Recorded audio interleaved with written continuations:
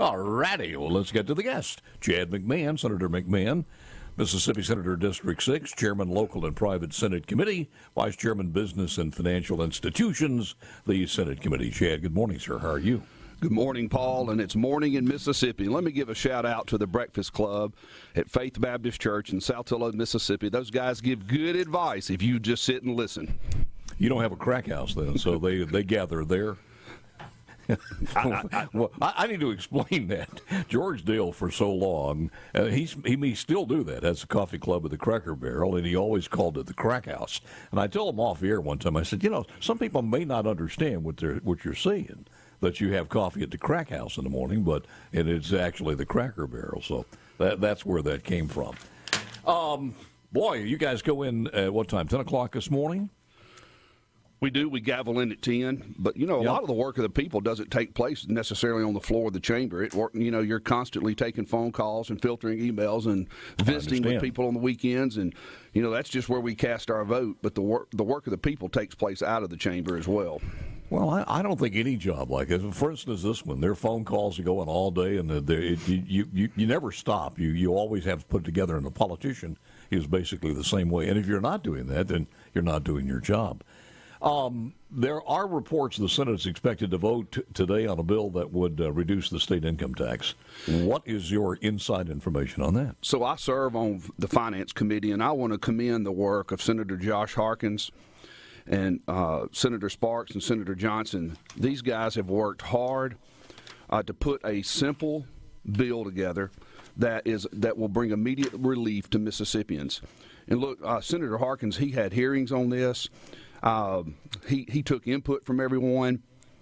Josh and the Lieutenant Governor, they like to listen to what people have to share. We've been looking at this now for 2 years, and yes, they've put together a very conservative bill that brings immediate relief to hardworking Mississippians. Wait a minute, you guys have done this for 2 years? Yes, we've been working on this for 2 years.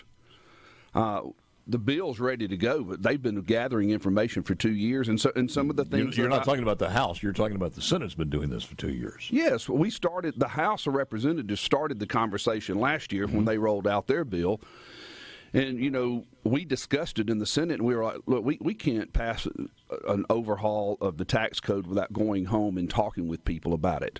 So that's what we did. We spent 2 years working on this, and this is a conservative bill that's simple to understand, and it brings immediate relief to the Mississippi taxpayer. So when you go back to talk to your people and you say, I want to talk to you about helping you out, certainly now with the inflation rate as bad as it is, I want to help you out with some tax relief, and this is basically what this is tax relief. They like the Senate plan better than the House plan, is what you're telling me. Yes, and look, let's contrast the leadership, Republican leadership in the state of Mississippi versus the national leadership of the Democrat Party. In Mississippi, we've created the right formula for taxation that's actually yielding an excess of money right now, about $1.3 billion extra in sales tax revenue. So as Republicans, we've got a good policy, but now it's time to return that money to the taxpayer, and that's what we intend to do. We intend to make some investments in ourselves, but also return the money to the taxpayers because it's their money. Yesterday, the Empower Mississippi, sponsored by the Empower Mississippi people, they sent out this comparison. And if you want to take issue with this, certainly do so. Chad McMahon Senator McMahon is my guest this morning. They compared it, and apparently you saying your people like this better because as far as the net tax cut under HB 531, which is the House bill, it winds up at $1,369.90. The net tax cut under the Senate plan, and the economists have gone over this, and according to Empower Mississippi, their plan is $1,369.90 immediately. Your plan is $319.46 immediately. I don't know where they're getting their figures. The House plan has you have to make a lot of assumptions in there, and the House plan is over 10 years, and I want to do something that's immediate for Mississippians. And when I discuss this with with the people that I represent. I shared with them, I'm like, hey, look, how many of you would like to eliminate the income tax completely? And they would, and I would. But I had two CPA firms run the numbers, and if we adopted the House plan that they brought forward last year and then the one that they brought forward this year, if we were to adopt that plan in 3 years, this state would be in severe deficits. And as a conservative, it's our duty to protect the taxpayer and to protect the general fund of the tax, so that we have roads and bridges and police, and that we can make investments in education with our educators who deserve a raise because we're number one in the country for improvements in reading and math. So what we're doing is trying to bring, in the Senate, we want to bring immediate relief. Look, we're talking about doing a tax rebate up to $1,000 for every single Mississippian that actually pays taxes. If you paid into the state income tax, you'll get a minimum of $100 and up to $1,000. And then we want to cut the tax rate for all Mississippians on groceries from 7% to 5%. That's immediate, and that helps offset the inflation from President Joe Biden's administration. You guys, in your bill yesterday that you rolled out, in your bill that you rolled out yesterday, did you change the car tag? The House's version of the car tag is to cut it, I believe, in half, is it not? And your savings was $5? Our savings, we cut out the state's fee on car tags. Look, which is about $5. All right, let's talk about that. You want to talk about car tags. I came out of city government. If you eliminate the ad valorem tax and the tax in car tags, you're hurting your local governments. What about your local city government and your local county government? They get revenue from that. That is going to have to be a deep dive to really understand fully the impact of that. This is an immediate tax relief this year. I did understand that, but there were some other things in the House bill as far as the diversions to make the municipalities whole. Let's not forget about that. Yes, am I right or wrong? But you're making an assumption on that because right now, because there's extra money in the sales tax, doesn't mean that there will be. If we have another 08, the first people that will suffer will be local, county, and city governments. Your bill, as far as the Senate bill, goes for how long? A couple of years, and that's it? In other words, you're talking about, let's just give you a cut on your income tax for a couple of years, and then we'll come back and visit this again. Is that basically it? Well, first, it's important to remember in 2016, we gave Mississippians the largest tax cut in the history of Mississippi when we eliminated the 3% tax cut. And that tax cut is not fully implemented. It's important to share with your viewers that if we do nothing, the budget there will be tax cuts in the budget of another $200 million over the next 4 years. But in our plan, we want to eliminate the 4%. We want to cut the grocery tax immediately for Mississippians from 7 to 5%, and we want to do a rebate, and we want to cut the car tax. That's an immediate relief. That comparison was for, on this Empower Mississippi, was Mary. Mary makes $30,000 a year. Mary immediately would get some relief, annual grocery bill, $5,330 savings. Let's see here, the print on this is so small. The spending, the car tag, $350. I'm glad you said the print was small. Normally, it is small. The devil's in the details, and trust me. No, I mean, here's my computer here. Empower Mississippi is a think tank. I've had two professional CPA firms run the numbers for me, and they tell me that in 3 years we'll be in a deficit. If you made $80,000 a year, you would immediately have a $4,122 savings under your plan, only about $491.19. Mark. Chad, I'm reading some things here, and you mentioned to me a little bit earlier, you said you went out and you talked to the people, and apparently the people have been to the point where they like this plan as far as your people. And I always say this, you have a screen in front of you right now, and on there is the C Spire text line. I'm not sure if it's open or not, but you can read this so you see I'm not fabricating this. And I will just tell you, in the court of public opinion, this audience across the state is the largest ever assembled. Number one. Number two, they are the most likely to vote. They are conservative. They are good people. And I'm telling you that 98%, maybe 99%, maybe even be 99.2, 99.3% of the people do not like the Senate plan. I'm just telling you this. And this is not a one-time deal. This has been through the entire narrative on the subject. Now, I can read you some. Mike in Gulfport, Bubba in Starkville. Bubba says, no, this is a total waste of time. No wildlife trust fund either. I'm sure he's against the trust farm bill also. Mike in Ridgeland. Your guest is talking in circles, downplaying the House version, giving not real facts on the version. He's a typical politician, the answer to your question, but not really answering your questions.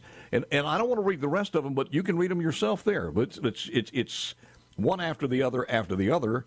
So the problem I'm having is this one with this is this. The people who are against this, by and large, are people who they would rather take this from the income tax and of personal income tax from the citizens of Mississippi's paycheck to use in more social programs where we already put in literally millions upon millions upon millions of dollars. You start looking at those people there, what's left of the left media in the state of Mississippi who are very, very left-wing. You take most Democrats who would rather have this tax on there and not give it back to the people. You take lobbyists, people like the Parents Campaign, who never had enough for education because they're protecting the education machine and the money out there. So then you start looking at this and you wonder, why are all these people on one side and some members of the Republican Party in the Senate on the other?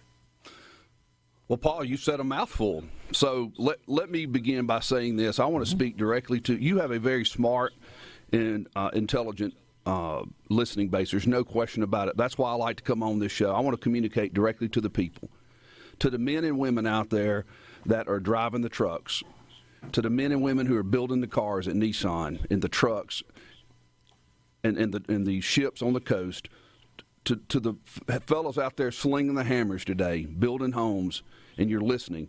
As a Republican, we are discussing giving you a tax cut. That is what I don't want you to lose that. We as Republicans are committed to cutting the taxes of Mississippians. Now, the Senate plan, in all fairness, Paul, was unveiled yesterday. The House plan has been out there for 2 years and has changed. Well, it's been out there for a year. When I say 2 years, last session and this session, it's been out there and it has changed over and over. This is the first time we've had a Senate plan that we've unveiled.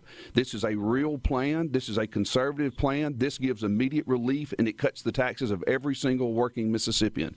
But I also want to talk about what to do with the $1.3 billion that we have on hand from excess taxes. I would like to talk about that at some point. All right. No, you can do it now, but let me just go back to one thing. You said earlier that you guys have been working on this for 2 years.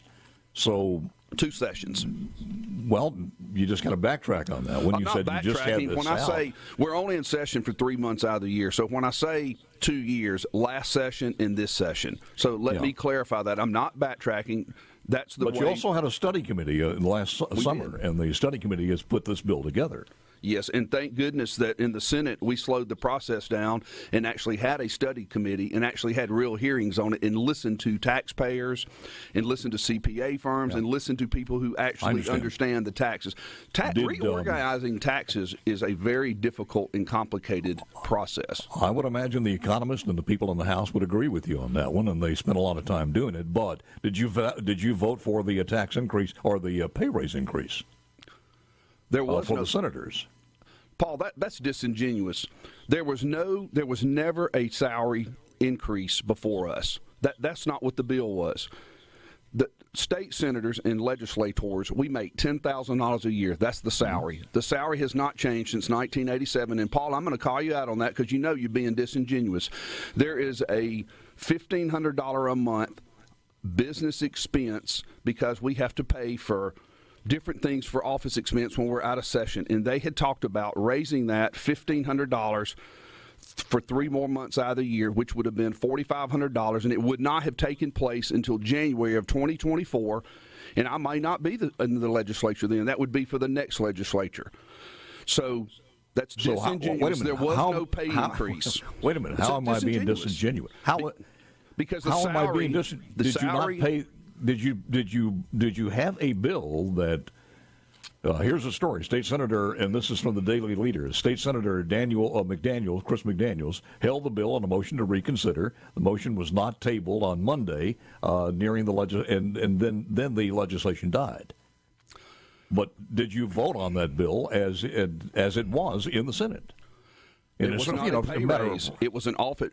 Senator McDaniel's being disingenuous. And Senator McDaniel's a trial lawyer, and I bet he's not charging the same on hourly rates today that they were charging in 1987. The salary of a legislator in Mississippi is $10,000 a year. That is a fact. All right. Now, the business expenses go up, and so don't be disingenuous. How am I disingenuous? My question to you was, did you vote on a pay raise, regardless of what its ultimate kick-in was on Monday? I voted for a salary pay raise for our educators. Right. I've got a bill here before my committee where I'm voting on a salary pay raise for sheriffs across the state. We've given County Board of Supervisors the ability to vote for themselves a pay raise, but the legislature did not vote on themselves a pay raise. We did not vote on that. We voted to increase the office expenses so we could better serve our constituents for the next legislature, not for ourselves. So if you vote on this bill today, will there be any amendments that anybody's going to offer, as far as you know, that would change it in the language that it's in now? Well, I don't know. I mean, there's 52 state senators, and everyone has a voice, and everyone's voice will be heard today. I'm sure there'll be amendments on the floor. You know, I didn't get everything in this bill that I would like to see, but the point is we are moving with a tax cut. Is it a 2-year bill or a 3-year bill, or explain that to me on the final version? It's a perpetual bill. It's eliminating the 4% tax bracket. That's perpetual. It's also, no, I'm talking about taking it above 4%, because 4% is nothing. You can waste that with gas money for a couple of weeks or months. Also, I'm glad you said that, because we're going to come back to your comment on the gas money. It also eliminates perpetually the grocery tax. It takes it from 7% to 5%. That's perpetually. So the House takes it to what, 5.5? This is a real immediate tax cut for hardworking Mississippians. I have taxed you, and I know your blood pressure is up a little bit, and I don't mean to do that, but I think the conversations are needed, whether they're on the floor of the House or Senate or on the air with us. So, I'm going to do this. If we run out of time here, I'll give you another segment. So we've got Joey Fillingame coming in at 8:05. Joey may decide not to come in now. No, Paul, I do want an opportunity to talk about what to do with the 1.3. I will give you that opportunity. Go for it right now. Okay, so we've got $1.3 billion in excess sales tax revenue that's come into the state. So part of that is I want to return part of that to the people. But when I ask people, if I could send you a $400 check, or if I could pave every single county road in Mississippi, would you rather have your county road paved or get a $400 rebate check? And the vast majority of people I ask that question share with me they want their roads paved. I think we should take a significant portion of that money, divide it by 82, and send... Right, hold on. Okay. I want you to be able to finish this without rushing it. We'll give you another segment to do this. In the green room, there is a fridge there, and to stay away from the Red Bull, but there is some nice alcoholic beverages on the bottom shelf. So, I'm only kidding. We'll be back. Held over Chad McMahon, Senator from District 6, who is also chairman of Local and Private, the Senate Committee, and also vice chairman of Business and Financial. You were explaining with the large amount of money that we have, where it should go. So I'll let you continue, sir. So we have the people of Mississippi have $1.3 billion in excess in sales tax. And so when I ask people, would you like us to send you $400 back? Would you like a $400 rebate, or would you like to have the roads paved? The county roads, the vast majority, hundreds of people have told me that they want the roads paved. And I'd like to see a plan working with Senator Jennifer Branning. She is a brilliant politician. The people of Philadelphia are lucky to have her representing them in the Senate. I would like to work with her to come up with a plan to send every county in Mississippi a significant amount of money, several $1 million, so that they could begin overlaying the roads, the county roads in Mississippi. Imagine a Mississippi where all of the county roads are paved over the next 2 years. That's a 20-year investment in ourselves, and I think it's worthy, and most people would like to see that happen. Also, while we're talking about the roads in Mississippi, I want to talk about tourism in Mississippi for just a moment as well. I want to thank Governor Reeves for leaving this economy open last year in 2021. I want to give you some numbers, Paul, give your give some real data here to your listeners. The last year, the Mississippi Tourism Association, 23.4 million people visited Mississippi last year. We were number one in the country for people visiting. They spent $6.72 billion in Mississippi, and that generated $677 million to the local, county, and state taxation. So wait a minute. We were number one in the nation, above Las Vegas and New York and everywhere else? That's my understanding.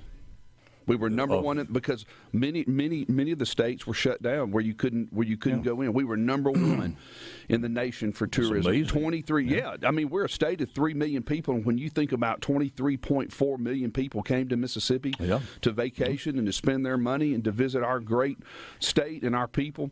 Does that mean we need to have a division of tourism standalone, or is it okay where it is? And let me touch base on this one because since the last time we brought this up, my understanding is, and I need to clarify this because anybody who says something and gets new information doesn't act on the new information. My understanding is that there is, within the confines of tourism, they're not too concerned about having a standalone. They were concerned about the amount of money that the House and Senate appropriated to do the job that tourism needed. That was their main concern, not so much about having to create a new agency. Is that what you've been hearing, or? I haven't decided what I want to do with tourism. I've listened to several different plans, and I have not made a decision on that. I will share with you that I represent the Tupelo, Mississippi area, and that we have the number one tourist destination in the state that's non-gaming, the Elvis Presley home, Elvis Presley birthplace. And we have a tremendous amount of tourism come through. It's a very important part of our economy, and I want to be sure that we get that right. As far as what we're going to do with money, investing money in tourism, I want to be sure we get it right. Let me go to the Centene. Will that vote be coming up very soon, or what happens to that with the Centene contract as far as the Senate's concerned? I don't know what the Medicaid chairman's going to do with that bill. I don't know. We'll find out from Joey Fillingham. Of course, he's coming up. He's on Judd B, but also vice chairman of Medicaid. Yeah, he may know. What's your thoughts on this one? Which way do you lean on it, and what do you think as far as Centene? And the question I asked the lieutenant governor yesterday: should a company, and not only me, there were many people on the C Spire text line, which I hope you've had a chance to. It's not working in here. Well, we can get that taken care of, but the question was on the C Spire text line was basically, should we be doing another contract, give another contract to a company that's defrauded us? I don't think we should be using managed care companies any longer. That's my own personal belief. I don't think that we should be using any managed care. I think Medicaid should administer their own funds. And I know that I know why we went to managed care years ago. It was to give some predictability in the budget, but I think that time has passed. But I don't know what the bill will look like. I haven't seen the bill in the Senate, and I haven't discussed it with Medicaid. I serve on public health with the chairman. I don't know what that's going to look like, but I do think it's time to end managed care. Yeah. Is the wildlife bill? What's your thoughts on that one? Because with the lieutenant governor was on with me yesterday. It seems like and I'm just paraphrasing some of his words there into my own thoughts. But it seems like the lieutenant governor has gone farther away from the House bill in just doing something for parks and parks only, and forgetting the whole concept of what the Wildlife Trust Fund was there for in the first place. I'm unable to comment on that because I don't have a lot of purview to that bill. Serving as the chairman of local and private, I interact with most of the mayors across Mississippi in the county board of supervisors, and that's my lane, and that's where I stay in that lane. More legislation goes through the committee that I serve on than any other committee, so I stay busy reading those bills and working with those mayors and aldermen. So if the vote came up today, you don't have enough information to vote on it? I don't have. That's correct. I'd have to look at the actual bill before I could decide what to do. I know that our state parks, our tourism, and our state parks and our wildlife are state treasures. They need to be protected. I'm a conservationist. I believe that you use the natural resources that the Lord has given you, but you use them in a way that they can be sustained. And so I am interested in what we can do to help our parks, to help tourism in the state, and to protect the wildlife and be sure it's there for the future generations. Chad McMahon, Mississippi Senator from District 6. Chad, the teacher pay raise, and we were talking to the Lieutenant Governor yesterday. I'm a little perplexed because you guys don't seem to be that far apart on the teacher pay raise that couldn't be taken. I mean, I know we got a benchmark now. We say if you can take care of medical marijuana, you ought to be able to take care of some of these other issues. What's the problem with the teacher pay raise right now? For coming together from the House and Senate. Yeah, the Senate has a position and the House has a position. As a Republican, we know that. As a Republican, the conversation is we're going to reward our educators in Mississippi with a pay raise. I'm proud that I voted for a pay raise for our educators, and so they are going to get a raise. The Senate position is they get more of the money now. The House bill, I understand it's more projection 8, 9, 10 years out. But at the end of the day, we're going to have a teacher pay raise in this state to reward the educators for their hard work in moving Mississippi to being number one in the country in mathematics and reading. You have some other bills still kicking. You want to talk about any of those while we have a few seconds here? No, I want to circle back around to the tax plan. Yeah. The Senate tax plan cuts taxes, and it does not raise the tax on anyone. The House plan, in my opinion, is a tax swap, and it's unsustainable. The House tax plan is going to raise the sales tax, period. It's going to raise taxes. The Senate plan is going to cut taxes. I want to speak directly to the men and women of Mississippi. I hear you. I see you. I appreciate your thoughts and comments. When you call and email me, I try to return every phone call. Thank you for the opportunity for me and my family to serve you and your family. We really appreciate, sincerely, the opportunity to serve. Chad, thank you, sir. Appreciate it very much. Chad McMahon, Mississippi Senator, District 6, Chairman.